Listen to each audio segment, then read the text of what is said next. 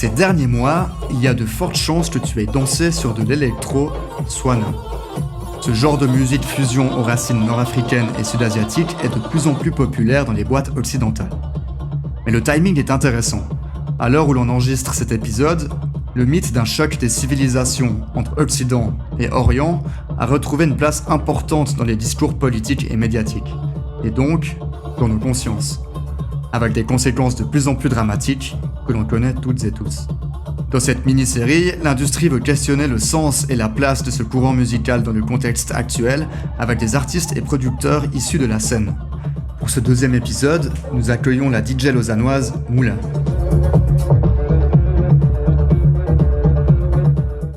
Salut Maud.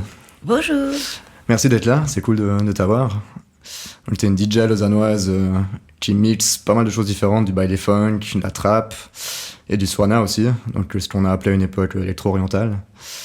Ça commence à pas mal marcher pour toi. Quand on discutait un peu pour organiser ce podcast, tu jouais à New York, t'as été pas mal en France, t'as fait le Montreux Jazz, et puis là après tu vas partir au Liban pour jouer, c'est juste. Exact. Ouais.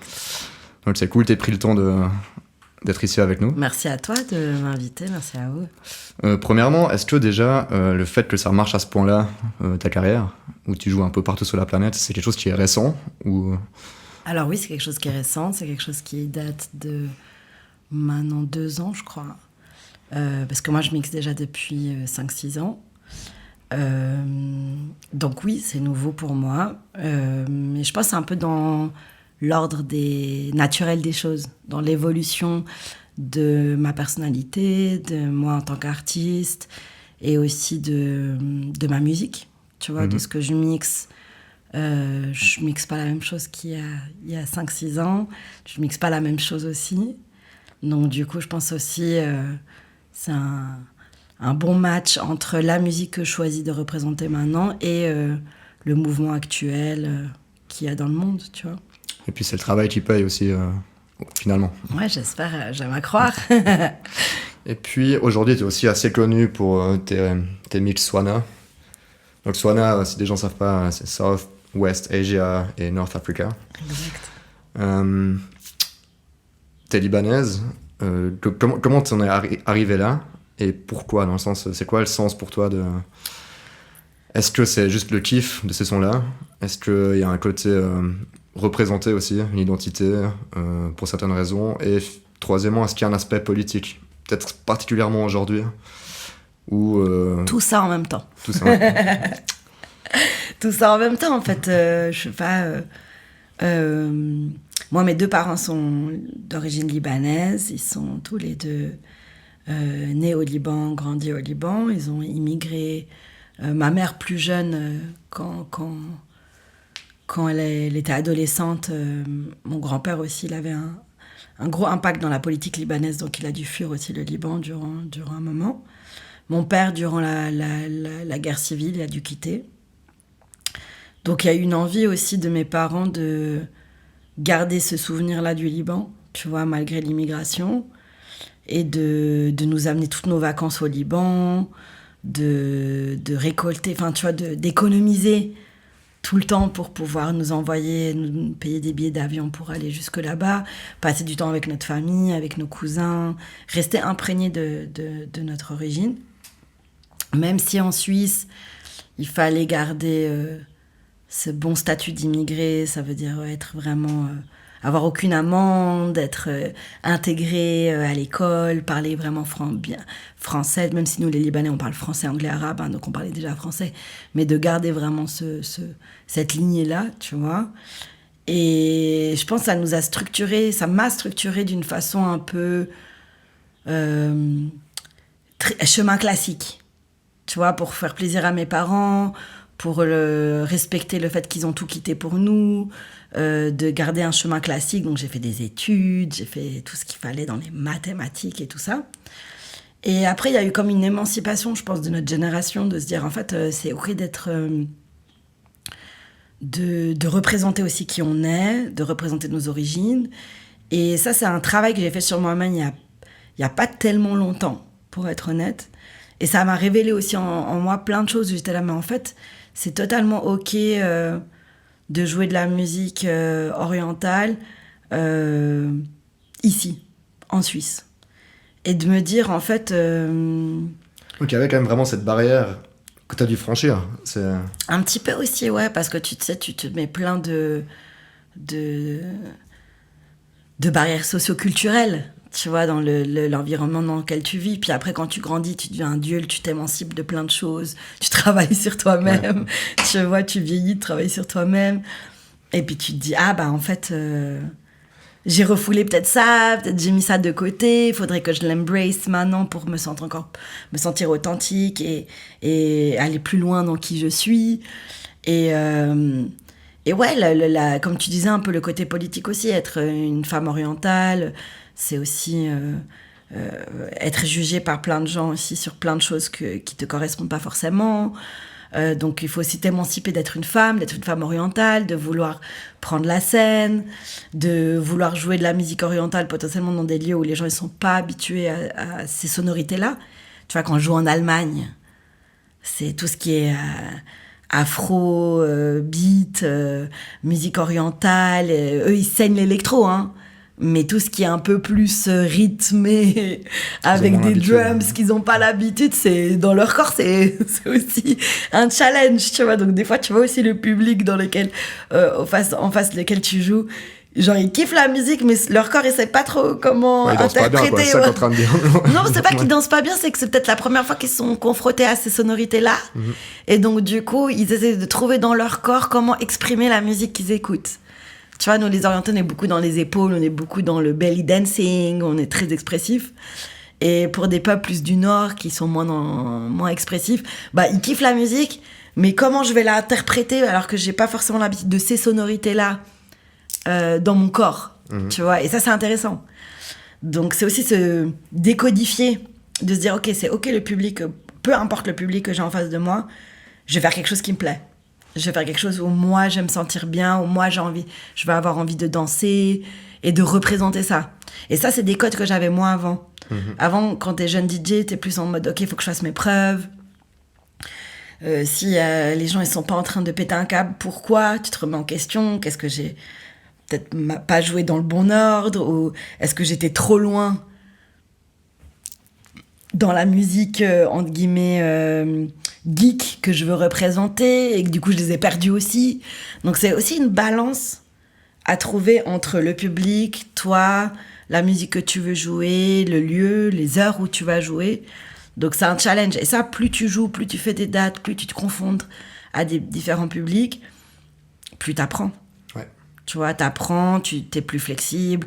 Et donc, du coup, je crois que moi, j'avais envie aussi de me dire, OK, cette partie-là de ma vie, j'ai fait beaucoup de la trappe, j'ai fait Turn Up, c'est jeune, ce mouvement comme jamais.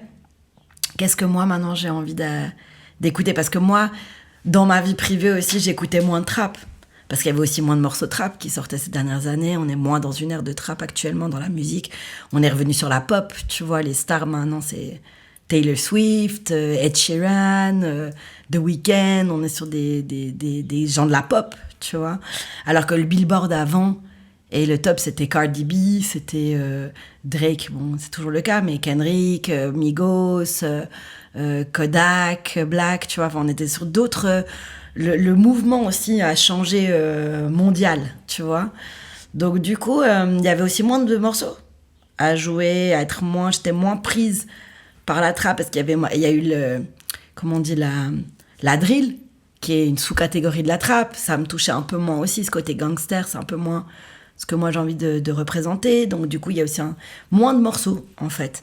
Et moi, dans ma vie, j'écoute beaucoup d'électro, beaucoup de musique arabe, beaucoup de musique afro. Ce que moi, j'écoutais quand j'étais jeune, et beaucoup de musique arabe, parce que j'allais beaucoup tous les étés au Liban. Mes cousines, elles me faisaient écouter tous les trucs qu'elles écoutaient au Liban, les Égyptiennes, les Libanaises, les Syriennes qui chantaient. Donc du coup, je me suis replongée un peu là-dedans, tu vois, dans cette période de ma vie où j'écoutais beaucoup ça. Et ça m'a fait ressortir des souvenirs incroyables. Et donc, j'ai été diguer encore plus ce genre de musique. Et du coup, maintenant, des producteurs qui remixent ces morceaux-là et de réutiliser, je fais un flashback dans ma vie, quoi. Je reviens un peu ado, tu vois, et je reprends ces morceaux-là et cette énergie-là que j'ai envie de pousser. Et puis après, dans la politisation, effectivement, comme on en parlait aussi, c'est le fait qu'on vit dans un monde compliqué, que les médias actuels, ils sont sombres, tu vois, très sombres. Tout est très diabolisé un peu, tu vois. Nous, les Orientaux, après le 11 septembre, voilà, tu vois, c'est-à-dire déjà c'est hyper difficile, mais ça fait 20 ans, hein, mais le temps il a passé, et maintenant on est retombé un peu dans ces travers-là. Ça veut dire, même durant le Covid, tu vois, les Asiatiques aussi, il y a eu comme une vague de haine envers les Asiatiques. Maintenant on est retourné un peu sur ce truc de les Orientaux, les Western media, tu vois, comme ils voient les Orientaux, c'est très diabolisé, donc c'est aussi important pour nous d'amener une version positive, tu vois, une version quelque chose de beau, de passionné, de la beauté de notre culture, la beauté de notre musique, qu'on est là depuis des milliers d'années, tu vois, on est des vieilles civilisations, donc on a aussi amené beaucoup de choses à la culture, à civilisation humaine en général, tu vois, et de rappeler aussi que l'extrémisme existe dans toutes les religions et dans tous les pays quasi, tu vois. Et que ça sert à rien d'affilier une culture avec une politisation, alors qu'en fait, nous, à l'interne, et nous, au Moyen-Orient, on est très fiers de qui on est très fiers de notre musique, on est très fiers de nos origines, notre culture, notre nourriture, d'être une région du monde qui a 18 communautés qui vivent ensemble. Moi, je suis maronite chrétienne, dans ma famille, de toutes les religions. Donc, c'est important aussi de décodifier les a priori qui ont été créés par les médias western, tu vois, l'Ouest, pour expliquer que en fait, c'est pas ça, tu vois. Ouais, la vision que l'Occident a construite de l'Orient, même le concept d'Orient, ça veut tout rien dire. C'est l'Occident qui a créé l'Orient dans ce sens-là. Elle est très violente. Moyen-Orient, tu vois. Et elle est tellement ancrée, j'ai l'impression que ça date même limite des croisades, si tu veux remonter, tu vois. Et c'est tellement ancré et violent. Mais dans ce contexte-là, en plus aujourd'hui, pour des raisons politiques, comme tu l'as très bien expliqué, il y a tout qui ressort de façon encore plus violente que peut-être il y a 10 ans. Les réseaux sociaux, voilà, tu sais, maintenant, tout le monde se bat pour la liberté d'expression, tout le monde veut dire tout et n'importe quoi, entre guillemets, et tout le monde veut aussi revendiquer plein de choses sur les réseaux sociaux. Puis il y a une polarisation, une radicalisation, voilà. Par contre, la musique, c'est aussi un vecteur culturel, souvent positif. Quand tu amènes dans des espaces qui n'ont pas l'habitude de ce genre de musique, tu donnais l'exemple de l'Allemagne avant, c'est un sens fort quand même aussi, dans un cadre en plus de fêtes, de partage. Et ils ont une population turque immense en Allemagne, tu vois. Mais même ici à Lausanne, tu vois, je pense qu'avant que ça explose, ce mouvement de l'électro-swana, les gens écoutaient pas ce genre de musique forcément. C'est une sorte de vulgarisation quelque part, de porte d'entrée dans un... Je sais pas si tu vois ce que je veux dire. Bien sûr. Je trouve que c'est très puissant comme... C'est hyper puissant, mais tu sais, c'est les gens qui l'ont rendu puissant. Ça veut dire c'est les artistes, les DJ, les producteurs qui ont dit, mais en fait, on va take back notre culture, et on est tous potentiellement binational, trinational, nationalité, tu vois, parce que c'est le monde actuel dans lequel on vit. Donc, on va reprendre. Les artistes racisés, c'est ça qu'ils voulaient. Tu vois, reprendre leur culture et être, eux, les représentants de leur propre culture pour amener cette version-là, actuelle du mouvement et de la musique. Donc, c'est la force de l'être humain, tu vois, la force du mouvement des artistes. De se dire, voilà, je vais reprendre ce qui m'est dû et l'exprimer à ma façon, qui est, à mon avis, la plus authentique aussi, tu vois. Moi, je suis pas africaine. Le Liban, c'est situé sur le continent asiatique. Je suis déjà au début de l'Asie, tu vois. Mais l'Asie, c'est tellement grand. J'ai été jouer en Inde. Ils saignaient la musique orientale aussi, comme au Liban, ils saignent la musique hindoue. Tu vois, donc il y a tout un...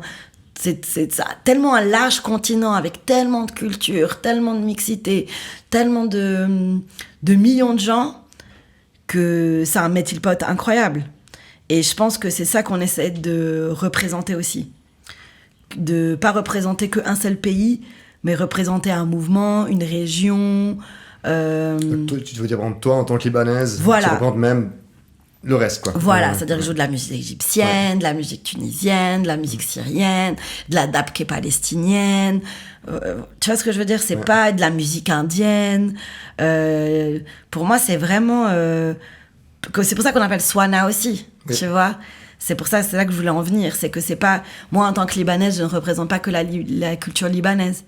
Après, nous, le Liban, on parle un arabe qui est compris majoritairement de tous les orientaux, tu vois, de tous les arabophones. Exactement, dans le monde, qui est un arabe qui se rapproche plus de l'arabe littéraire.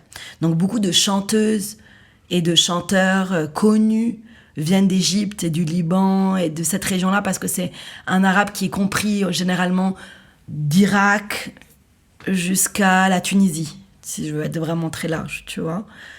Donc beaucoup de références sont un peu faciles pour moi, parce que en tant que Libanaise, on a ces grands chanteuses et chanteurs, mais je vais diguer beaucoup de sons marocains, tunisiens, égyptiens, irakiens. Il y a tellement maintenant, tu sais, avec l'Internet et SoundCloud et tout ça, de producteurs partout dans le monde qui font des trucs incroyables, et des expats, enfin des immigrés comme nous, tu vois, c'est-à-dire des Indiens qui vivent à Los Angeles, des Libanais qui habitent à New York, à Montréal, qui eux aussi développent des soirées, développent de la musique, produisent des choses. Et donc du coup, je pense que c'est actuellement qu'on se connecte les uns aux autres. Donc ça existait déjà un peu partout en petits mouvements, mais la force du mouvement actuel, c'est que tout le monde se connecte, tout le monde s'invite dans des soirées et dans des événements, et tout le monde essaye d'avoir des noms orientaux pour représenter l'identité de leur soirée. Donc là, j'ai fait Hafla, qui est un collectif hollandais. Hafla en arabe, c'est la soirée. Haza, collectif de New York, new-yorkais, oriental aussi descendant. Habibi, il a sa Habibit, il fait sa Habibi House. Donc il y a une envie. Moi, j'ai fait une soirée qui s'appelle Beyrouth Beats. Ramin, qui est iranien, il a une soirée à Genève qui s'appelle Club Selam. Donc il y a une envie dans le titre, dans la soirée, dans la prog de la soirée, de représenter à 100% l'identité, tu vois. C'est une réponse tellement puissante à toute cette propagande médiatique de droite, raciste et compagnie. Et d'ailleurs... C'est combattre le racisme par l'amour et la musique, tu vois. La réponse est puissante, c'est incroyable. C'est ça. Et d'ailleurs, dans le contexte du génocide à Gaza, heureusement qu'il y avait les artistes aussi, parce que ça a été un contre-pouvoir de ouf aussi. Tout d'un coup, tout dans une soirée, soutien à la Palestine, avec de l'électro, peu importe, des chanteurs ensemble. C'est ça. Comme tu dis, c'est le mouvement d'être ensemble. Et tu n'as pas besoin de venir d'une région pour te sentir touché par un conflit, par une situation, par ce qui se passe dans le monde, tu vois. Je pense que c'est plutôt tes convictions personnelles, ce que tu acceptes, ce que tu n'acceptes pas, ce que tu as envie de représenter aussi, tu vois. S'il faut être arabe pour être touché par un génocide en Palestine, c'est que le monde est très triste aussi. Enfin, mais c'est un peu le cas quand même, en fait. Du coup, tu vois, je sais pas ce que ça a dit sur le monde d'aujourd'hui, mais...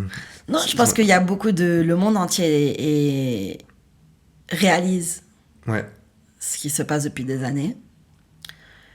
Mais la propagande et l'influence monétaire et politique de certains pays ont toujours effacé ce mouvement-là. Et actuellement, avec les réseaux sociaux, avec ce qui se passe en Palestine, il y a une envie des gens aussi, de n'importe quel être humain basique, qui n'est pas forcément même dans la musique, de prendre position. De se dire, en fait, c'est pas OK. Ça peut être nous demain, ça peut être n'importe qui demain, ça peut être nos enfants, ça peut être... Tu vois ce que je veux dire? Donc il y a quand même un réveil des gens sur des situations qui leur étaient sûrement cachées, ou qui n'étaient pas mis en highlight comme ça devrait être, tu vois. Et donc du coup tout le monde essaye de faire d'amener sa petite marche, tu vois, pour qu'en général tout le monde se sente, comment on dit, touché. Donc, effectivement, c'est un peu triste peut-être de dire ça, mais oui, il y a aussi un intérêt de jouer des musiques Swana et de représenter encore plus actuellement cette culture, notre culture et nos origines, parce qu'il y a le conflit en cours et parce qu'on a été tous traumatisés depuis 9-8 mois, là, tu vois. Donc, il y a aussi, clairement, le monde influence la musique qui nous influence, nous, et qui influence nos sets. Pas tout le monde, hein. Je parle de moi personnellement en tant qu'artiste et DJ. C'est quelque chose qui est important pour moi. Tu vois, maintenant, dans mes sets, partout où je joue, j'ai même si c'est pas une soirée spéciale avec une programmation Swana, je place toujours 2-3 tracks. Moi, je suis convaincu que c'est essentiel aussi. Exact. Il y a un autre aspect de ta carrière d'artiste qui est assez important, c'est le fait que tu sois une femme et que tu es une des, voire la première DJ à dans Lausanne. Mon style. Ouais, dans ton style à Lausanne. Non, il y avait déjà des DJ féminins, mais dans mon style à moi, ouais, effectivement. Comment t'as vécu ça? Est-ce que ça a été difficile ou pas? Et comment tu vis parce que malgré toi, dans tous les cas, t'es un exemple, une représentation sur scène pour des filles plus jeunes, des femmes plus jeunes qui pourraient du coup penser à tout d'un coup se lancer aussi dans le mix. Comment t'as abordé ce genre de question? Est-ce que tu y as pensé en fait? Ou ça s'est fait naturellement? Alors non, j'ai pas pensé. Enfin, au début, tu sais, quand tu t'as un projet et que tu te dis je vais faire ça, même dans le milieu artistique, tu te dis pas maintenant je suis DJ. Tu vois? C'est genre tu mixes et puis tout d'un coup, quelqu'un te dit ah, mais en fait, c'est pas mal ce que tu fais. T'as envie de venir mixer à mon anniversaire. Donc ça commence un peu comme ça, tu vois. Ça commence un peu. Et puis après, il y a comme je t'ai dit, moi j'ai fait mes propres soirées, donc du coup j'avais aussi la possibilité de jouer dans mes soirées. Et c'est là aussi, tu vois, le retour des gens. Et je pense que moi, je me suis pas considérée, je suis une femme, ça va être difficile. Pas du tout. Parce qu'à ce moment-là, au-delà de la musique, en général dans la vie, être une femme, c'est, entre guillemets, pas un challenge, mais dans les carrières que tu veux faire, on n'est pas encore sur l'égalité salariale, on n'a pas les mêmes droits, selon les pays aussi, on n'a pas du tout les mêmes droits. Donc du coup, c'est plus toi en tant que personne, être humain, tu te mets à faire un art. Et tu développes quelque chose que t'aimes, un projet que t'aimes. Et puis après, c'est la représentativité. Effectivement, quand moi j'étais jeune, il n'y avait pas de femmes auxquelles je pouvais me projeter, tu vois, me dire cette femme orientale est DJ, ou cette femme suisse fait ce genre de style, tu vois, il n'y avait pas vraiment de représentativité. Donc du coup, tu fais ton truc toute seule et tu te dis, bah voilà, je vais faire mon truc, créer mon propre truc. Et puis après, c'est les femmes qui viennent te dire, ah mais c'est hyper cool, ah mais on n'a jamais entendu ça, ah mais en fait on n'a pas mis avant un créneau à une femme parce qu'il n'y avait pas une femme qui faisait ce style-là, donc du coup we take a chance on you, tu vois, et on te donne un créneau. Donc c'est plutôt un networking de femmes, tu vois, et d'hommes aussi, hein, je dis pas que des femmes par contre, mais de plus les femmes maintenant aussi après post-Covid, tu vois, qui sont directrices de théâtre, qui sont programmatrices, qui sont directrices de festivals. Et donc du coup, comme les femmes aussi, elles ont take over un peu des places clés, maintenant actuellement, c'est plus comme ça, c'est plus t'es une femme, on veut un quota femme, donc on est plus sur ces représentativités actuelles maintenant, mais au tout début pas du tout. En général, être une femme, c'est difficile, c'est un challenge, donc je pense pas que la musique ça soit différent que d'autres domaines. Moi, j'ai eu la chance aussi d'être entourée de DJ et de producteurs bienveillants, des femmes et des hommes, hein, mais d'avoir vraiment pas de genre, tu vois, dans ce mouvement-là en tout cas. Donc oui, c'est une représentativité qui est importante. Maintenant, j'ai plein de jeunes filles qui veulent mixer aussi. J'ai donné des workshops. Je donne aussi beaucoup de conférences, faire des talks où on parle de l'inclusivité dans le club, d'être safe dans un club, peu importe ton identité, aussi du statut d'être une femme dans la musique, d'avoir des fois plus de barrières que d'autres. La majorité des ingénieurs c'est des hommes, et donc du coup il y a toujours un peu ce rapport où tu sais pas ce que tu fais parce que t'es une femme alors que tu joues tous les week-ends, tu vois. Donc il y a encore un peu des... Forcément, hein, c'est un monde très masculin, la musique en général. Comme dans tous les domaines. J'ai pas envie de dire que la musique c'est plus difficile que d'autres domaines, parce que pour moi c'est juste au niveau général qu'il faut qu'on arrive à un vrai équilibre, égalité pour les femmes et tout le monde, tu vois, au même stade. Et la musique c'est aussi un domaine qui doit travailler là-dessus et qui doit arriver à obtenir un résultat où les femmes, elles sont autant respectées que les hommes, tu vois. Ce que je trouve intéressant avec ton profil, c'est que tu as un peu deux aspects, tu vois un peu les deux côtés de la scène, dans le sens où tu es diplômé de l'école hôtelière de Lausanne, et tu as pas mal travaillé dans l'événementiel. Tu as commencé par quoi, en fait? C'est l'événementiel qui t'a amené à la musique, ou c'est ta passion pour la musique qui t'a poussé à faire des événements Alors, j'ai toujours eu une passion pour la musique et l'événementiel.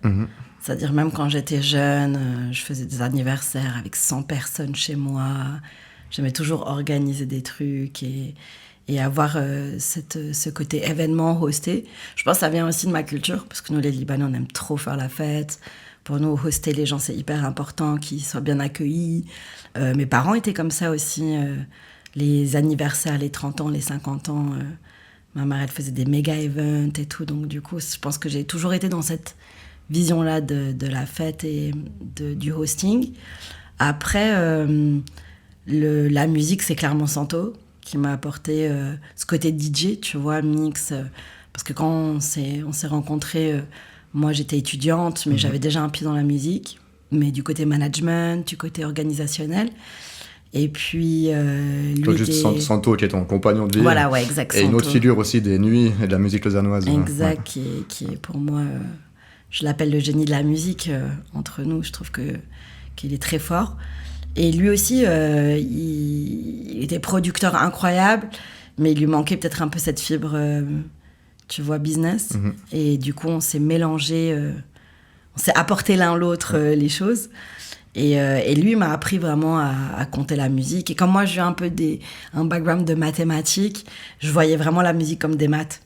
Et c'est ça qui m'a débloqué, en fait, je pense, cette relation aussi avec la musique et comment je prépare mes sets d'un côté plus un peu mathématique que peut-être musicien, tu vois, vu que je joue pas d'un instrument à la base. Tu m'as dit juste avant que tu avais été tour manager pour Stress.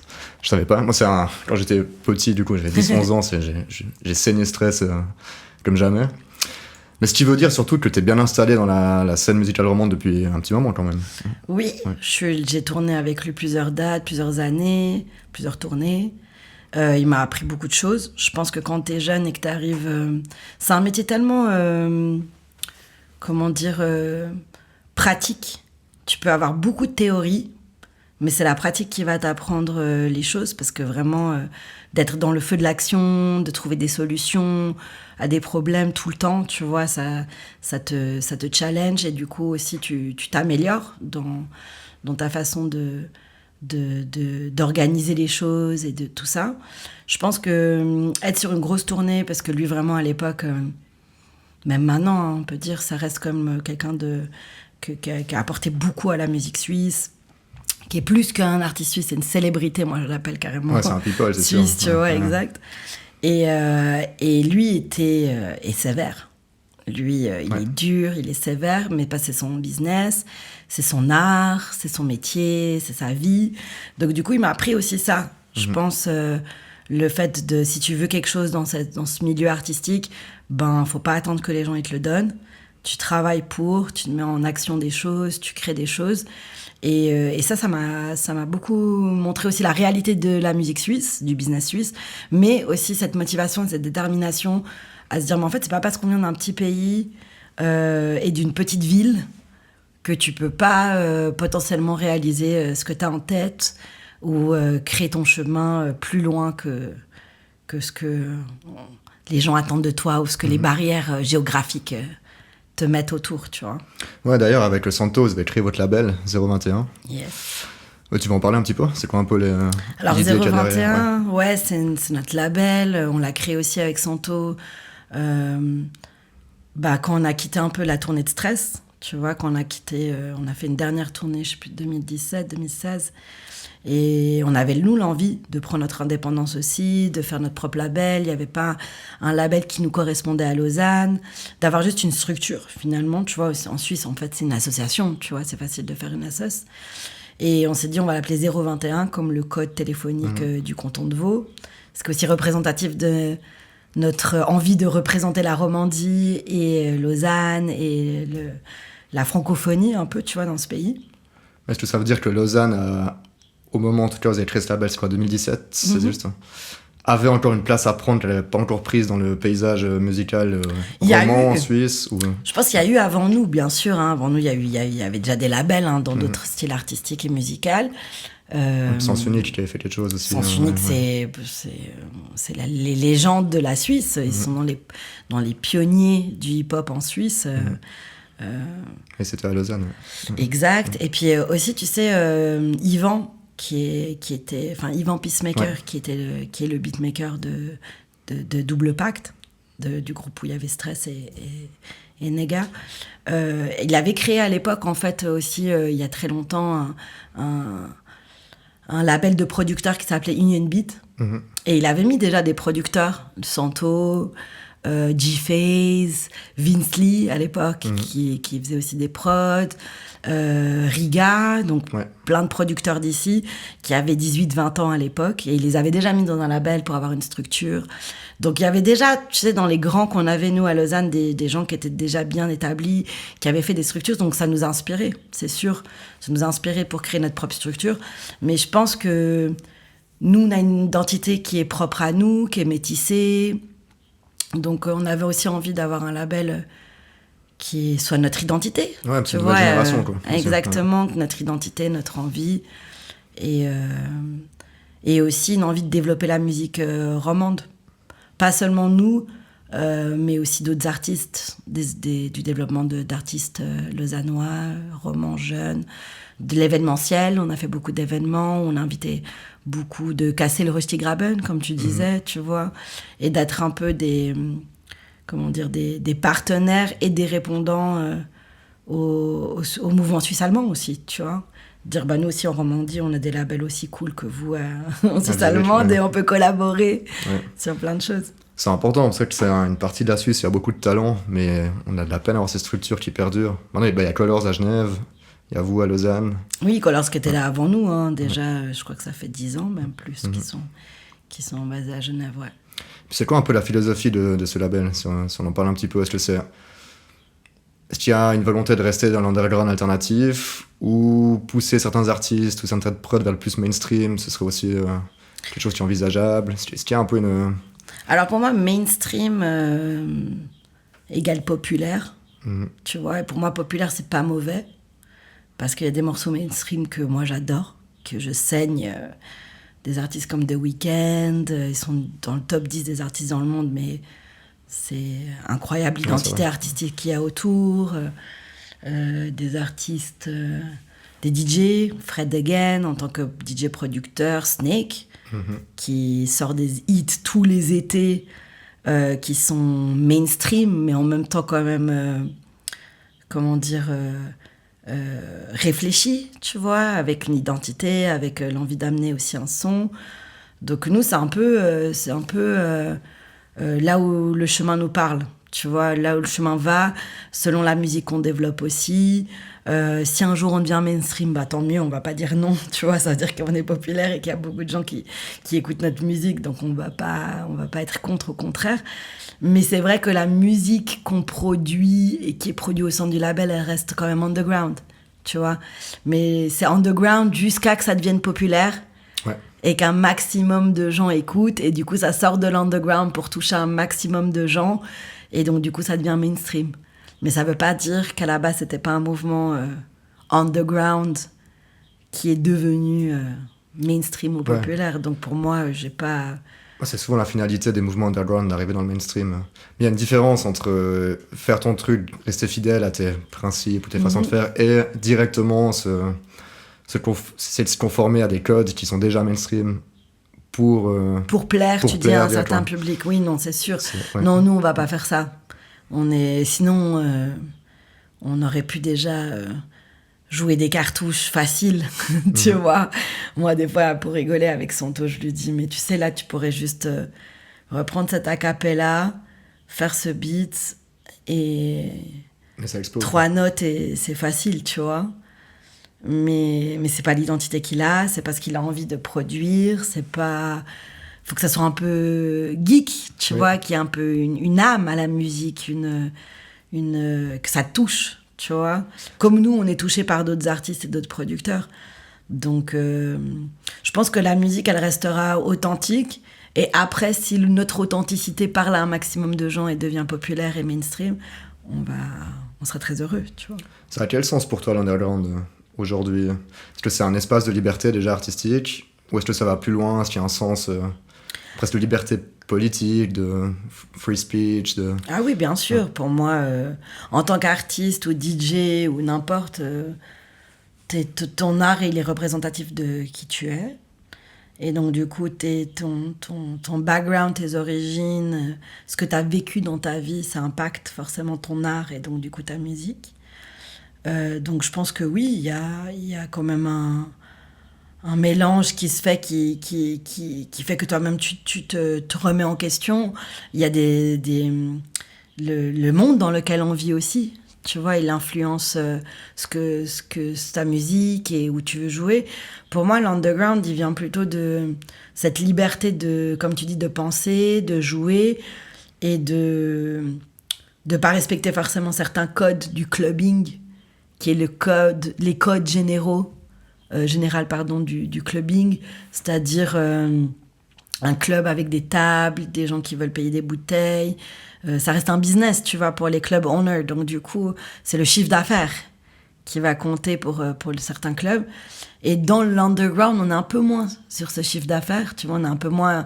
Il faut que la clientèle soit, consomme. C'est plus des espaces où le chiffre d'affaires ne compte pas, qui sont sponsorisés par la culture. Donc, par défaut aussi, les cachets sont moins élevés. Mais du coup, il y a un statement... musical, artistique, politique à faire, qui est plus libre par défaut. Et puis, je pense aussi le crowd. Tu vois, le crowd underground, il est peut-être moins concentré sur le côté fête, accueil du club, les bouteilles, les lights, la beauté de l'endroit où ils sont, tu vois, pour fêter un événement ou n'importe. Et le crowd du clubbing underground, il vient plus parce que c'est une soirée qui va ramener ce DJ-là, ou qui représente ce mouvement-là, ou qui a une collaboration avec un collectif qui représente une identité spéciale, ou une inclusivité, ou des choses comme ça. Donc, c'est peut-être un peu plus... le public de l'underground, il est peut-être un petit peu plus...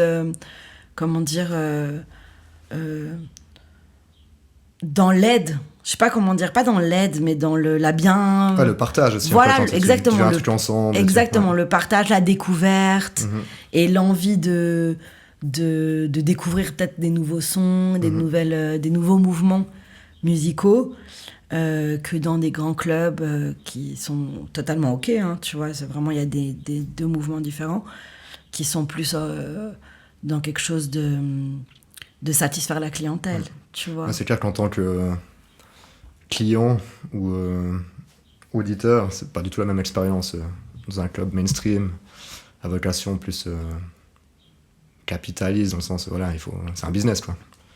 Et les clubs plus underground, peut-être souvent plus subventionnés aussi, qui sont c'est plus culturel, la démarche, quoi.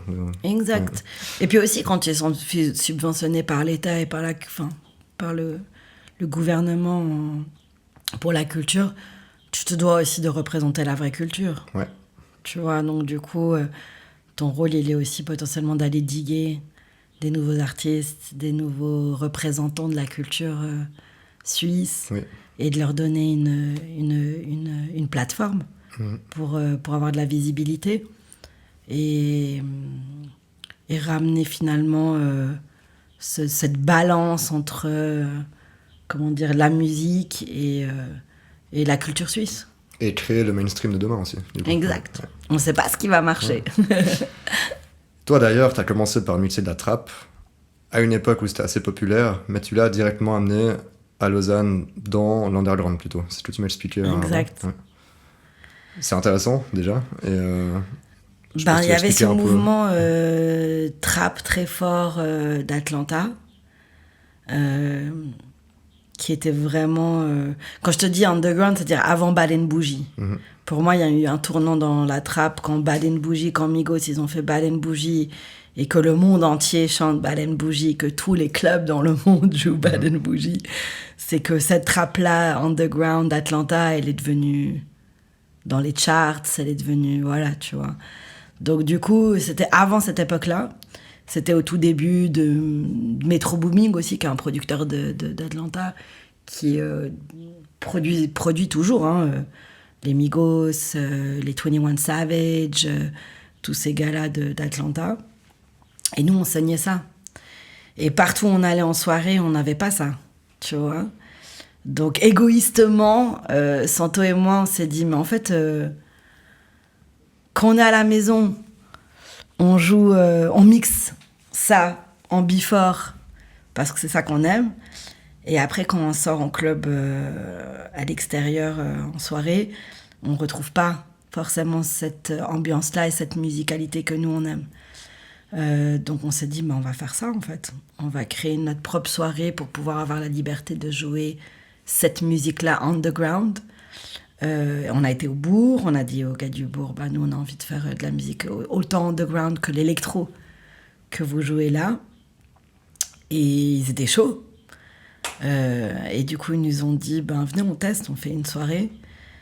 Et je crois qu'il y avait toute une génération plus jeune que moi, je pense, qui attendait ça, ce mouvement américain, ce retour à cette musique hip-hop, mais côté trap, tu vois, vraiment underground. Et du coup, ça a créé un mouvement roman. Ça a créé un mouvement roman, pas seulement par la soirée, pas aussi parce que les jeunes artistes suisses, c'était le début de Slimka, le début de Runa, le début de Chaim, le début de ces jeunes-là aussi qui représentaient ce mouvement trap suisse.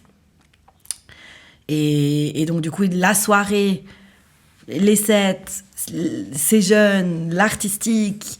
la nouvelle musique trap, parce qu'aussi ils ont été produits par Santo, tu vois, au début. Ça faisait qu'il y avait tout un mouvement qui correspondait à plein de gens, qui venaient pas forcément que de Romandie, des Suisses allemands aussi.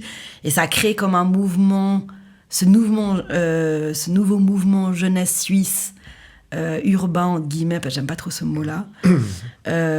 Et ça nous a aussi propulsés, tu vois, ça nous a aussi aidé 021 à avoir une visibilité, à prendre des risques aussi, d'inviter tous ces jeunes, d'inviter ces DJ qui étaient pas connus. On a eu plein de DJ français et européens qui étaient, la première fois qu'ils jouaient en Suisse, c'était à Lausanne, ce qui est improbable aussi, tu vois, parce qu'on se dit Genève, Zurich, c'est ça aussi, les Bâle aussi, tu vois, les lieux clubbing les plus connus en Suisse. Donc c'était cool aussi pour nous de mettre un highlight sur Lausanne, mettre un highlight sur notre culture, de créer ça. Et on s'est senti poussé, tu vois. C'était vraiment un effet... Tout le monde a mis sa patte, tu vois, et ça a créé ce mouvement-là qui est actuel encore et qui est cool, en tout cas, qui est vraiment super. Mais c'est vrai que t'es une artiste bien établie à Lausanne, avec ton label, etc. T'as un peu ce rôle de grande sœur avec la nouvelle génération. Ouais, enfin, tu l'embrasses un peu ce rôle-là. Ce qui me pose des problèmes la plupart du temps. Ah ouais. Oui. T'aimes pas... Non, c'est pas que ça pose des problèmes, mais tu sais, c'est difficile quand j'ai 10 ans qu'à 12 ans de différence avec les jeunes, des fois 15 ans de différence avec les jeunes que je développe, tu vois. Donc forcément... Des fois, il y a des rapports compliqués. Et puis moi aussi, je suis quelqu'un mon blaze me fait défaut des fois, tu vois. Ça veut dire que je m'appelle la Moula, donc des fois, par naïveté, tout le monde pense que je suis millionnaire et que j'ai de l'argent à investir sur tout le monde et que, voilà, tu vois, alors que c'est juste un blaze, que c'est une identité parce que je suis libanaise et que j'ai toujours fait des affaires et qu'avant d'être dans la musique, je travaillais déjà pour le corporate life et que j'avais déjà plusieurs business plans que j'avais réalisés et concrétisés, tu vois. Donc c'est marrant du coup donc c'est au-delà de la musique, tu vois. Mais oui, des fois c'est compliqué, ouais. Parce que des fois t'as une vision, ton artiste n'a pas la même vision. Des fois toi tu te dis mais le côté marketing aussi, tu vois. Des fois en tant que manager ou label, t'attends un certain résultat marketing ou du contenu marketing et puis l'artiste, c'est difficile aussi pour lui de trouver comment il va communiquer sa musique, comment il va communiquer son art aussi sur ses propres réseaux. Donc c'est pas facile d'être aussi close, mais en même temps business et puis en même temps family, tu vois, et de garder un bon équilibre et j'aime à croire que j'ai fait beaucoup pour cette culture, que c'est une culture que j'aime, que je continue à le faire, tu vois, un peu moins ces dernières années, parce que, comme on a dit, tu vois, je suis plus focus sur ma carrière, sur le fait de tourner à l'international. Donc, effectivement, le fait de tourner beaucoup à l'extérieur, ça me donne moins de week-ends et moins de temps aussi pour concrétiser, réaliser des projets en Romandie et à Lausanne. Par contre, ça met la lumière sur la scène lausannoise. C'est ce que moi je trouve, en tout cas, qu'on a fait pendant 5 ans avec Santo des soirées, des événements, créer des concepts, des résidences dans des théâtres, des musées, des clubs. On a tout fait, tu vois. Donc, pour la ville, des événements gratuits, des événements payants, des fêtes de la musique, tu vois, des trucs culturels, des trucs privés. Donc, on a tout fait. Et je crois que ces 2 dernières années, on s'était fixé un objectif de dire, tu sais quoi, on a beaucoup donné pour la culture lausannoise, laissons les jeunes reprendre le flambeau, faire des soirées, faire des événements, reprendre créer un nouveau souffle, tu vois. Et nous, vu qu'on a beaucoup de dates à l'étranger, représenter la Suisse à l'étranger. Et après avoir construit le mouvement ici, partir nous-mêmes représenter la Suisse, cette culture, nos pays d'origine, à l'étranger, dans des pays du monde, d'être les premiers à jouer. Par exemple, là, Peko et moi, on était les premiers à jouer à Elsewhere, qui est un gros club à Brooklyn, qui a beaucoup de hype maintenant, beaucoup de gros DJ. Mais les premiers Suisses ou les... Je pense les premiers romans, ouais, dans notre mouvement à nous. Dans cette musique Swana, dans cette musique baile funk, dans cette musique underground, tu vois. Donc, Peko et moi, on était comme des gosses, tu vois. On était là, ok, on est à New York, on réalise un objectif que nous-mêmes, on s'était pas fixé, tu vois, à la base, qu'on n'aurait pas osé se fixer. Ouais, c'est beaucoup trop cool de mixer à Brooklyn. Voilà, puis de mixer entre amis, on est amis depuis 10 ans, passés avec Peko, de jouer ensemble, de représenter fièrement la Suisse et nos pays d'origine, la Tunisie et moi, le Liban, à l'extérieur. Et c'est ça peut-être, c'était ça le second step, tu vois, pour nous. Et là, avec Santo, on a un 3e step qu'on aimerait atteindre, tu vois, c'est par étapes. Et c'est quoi ? Tu te fixes des objectifs. Je vais pas me porter le mauvais œil, du coup, je vais rien dire. J'allais te demander pour c'était tes ambitions, tes buts pour la suite. Ou comment tu vois un peu la suite. Alors, même plus généralement, si tu veux pas parler de ta carrière et te jeter le mauvais œil. Voilà, on sait pas, tu vois. Nous, on croit beaucoup en ça, tu vois. Plus largement. Ne pas parler avant que ça soit sûr, tu vois. C'est quoi la suite pour le mouvement, du coup ? La scène lausannoise, la scène romande Moi, pour moi, c'est les jeunes. Hein. Les jeunes, ils sont là. Il y a plein de jeunes talentueux qui font des choses incroyables, qui ont plus de vivacité que nous. Tu vois, de faire... des concepts, des podcasts, des vidéos, du contenu, des pop-up shops, ils ont le merch, ils ont tout maintenant, tu vois. Je trouve qu'il y a vraiment un mouvement suisse actuel, et moi je me considère jeune aussi, tu vois, en dessous de, tu vois, donc on est vraiment un nouveau souffle pour la Suisse et on l'exporte à tous les niveaux, le design, le sport. Là je regarde les Jeux Olympiques, donc je suis à fond aussi sur le sport. Je trouve que l'équipe de foot suisse, là pour l'Euro, ils ont grave bien joué. Enfin, je trouve qu'il y a grave une effervescence, une motivation de la jeunesse suisse de représenter la Suisse à l'étranger, de plus être les petits Suisses qu'on veut manger, tu vois, mais au contraire d'aller manger les autres et d'aller représenter ça et d'aller encore plus loin et d'être hyper fier d'être suisse d'origine, tu vois, libanaise ou autre, tu vois, et de mélanger tout ça. Et de montrer que le monde actuel, il va être métissé, il va être sans frontières, il va être rempli de gens qui... Moi, je vois mes amis qui ont des enfants, ils ont des mélanges... on est sur des mélanges fous, tu vois. On est sur des mixités complètement futuristiques. Et c'est ça qui va amener la tolérance, l'amour, le partage... tu vas se dire le futur. Donc moi je crois avoir vraiment la jeunesse suisse, en la culture suisse, dans tous les domaines, vraiment le sport, le design, tout le domaine, même les ingénieurs, hein, on a des ingénieurs fous ici. Donc vraiment je trouve qu'on a un bon mouvement, mais c'est ok aussi d'être racisé, c'est ok aussi d'être oriental descendant, afro-descendant, de représenter qui on est, et de mélanger tout ça, et de dire voilà, ça c'est moi en fait. Mais avant, c'était un peu plus dur, je pense. Où nous, on avait peut-être moins fait le travail sur nous-mêmes, d'émancipation, de l'immigration aussi, tu vois. Et de se décodifier des valeurs aussi très classiques de nos parents. Tu vois, nos parents qui avaient vraiment un chemin tracé pour nous. Et de dire à nos parents, c'est pas le chemin habituel, c'est mon chemin, mais ça va très bien aller aussi. Et je vais réussir dans la vie autant que potentiellement... avocat, médecin, ingénieur, tu vois. Ouais, c'est vrai que chez certaines personnes, j'ai l'impression en tout cas qu'il y a un petit problème de légitimité, la peine à s'approprier la Suisse, si t'es racisé, si t'as des parents d'origine étrangère, pour certaines personnes. Mais que la nouvelle génération, enfin la nôtre du coup, c'est fuck off, la Suisse c'est nous. Bien sûr. Toutes ces théories de facho, UDC, tout ce que tu veux, c'est des trucs qui sont plus audibles. Et... ça donne espoir dans le futur, malgré beaucoup de choses négatives qui se passent aussi. Hein, mais... tu sais, ces mouvements politiques vont toujours être là. On ne peut pas se débarrasser de mouvements politiques. Regarde la France, on était à 2 doigts de la catastrophe, j'ai envie de dire, tu vois. Mais la morale, pour moi, c'est qu'il faut prendre sa place, quoi. Du coup, voilà, exact. Et puis, tu sais, moi, je dis souvent, si on n'est pas content, faut faire un changement.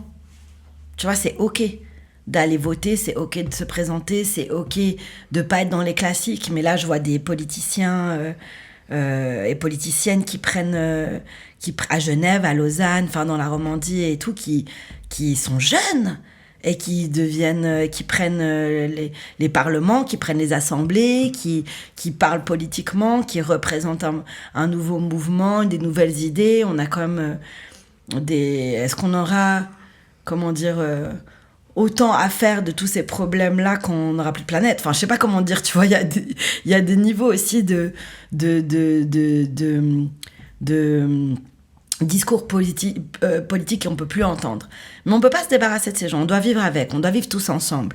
Mais maintenant, on peut pas se reprocher que ces gens-là soient là et prennent le marché si toi-même, tu vas pas avoir un représentant qui va faire l'opposition. Il faut une opposition. On n'est pas dans des pays, tu vois, il faut pas une majorité, comment dire, folle, tu vois. On n'est pas sur des 99% et tout. On est sur des majorités à 51, 54, tu vois. Donc, il faut aussi qu'on apprenne à vivre tous ensemble, à se décodifier aussi, tu vois.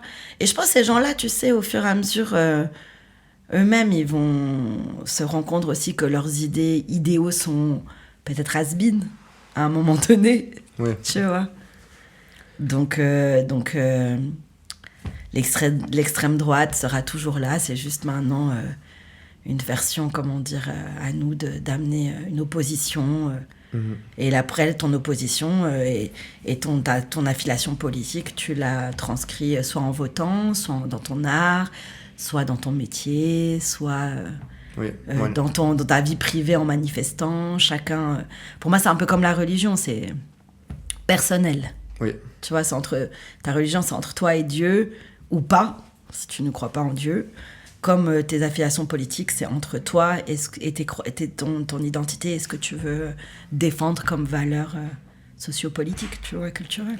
Et c'est vrai qu'il y a beaucoup de moyens de s'engager. La musique, on est très, très fort. Bien sûr, tu peux être peintre. Ouais. Et nous faire des tableaux incroyables. Enfin, tu vois ce que je veux dire? Pour moi, c'est vraiment... Ou même, pas avoir un talent artistique, mais avoir un talent d'élocuteur ou d'élocutrice, tu vois, et d'historien, Pour moi, les historiens, maintenant, c'est hyper important. Avec tous les fake news qu'on a, tous les gens qui inventent des choses, les historiens devraient être là pour... C'est très important, c'est les fact-checkers maintenant, tu vois. C'est les... Donc du coup, tout le monde a son rôle à jouer dans l'avenir. Et moi, je suis plus dans un état d'esprit où j'ai toujours été politisée. Nous, le Liban, on est un pays qui est toujours, tu vois, qui a subi une crise économique, une guerre civile de 20 ans. On est 18 communautés à vivre ensemble. Donc, du coup, tu apprends aussi une tolérance. Tu apprends aussi à vivre avec les autres. Tu apprends aussi à ne pas croire potentiellement que la religion de l'autre est un frein à la tienne.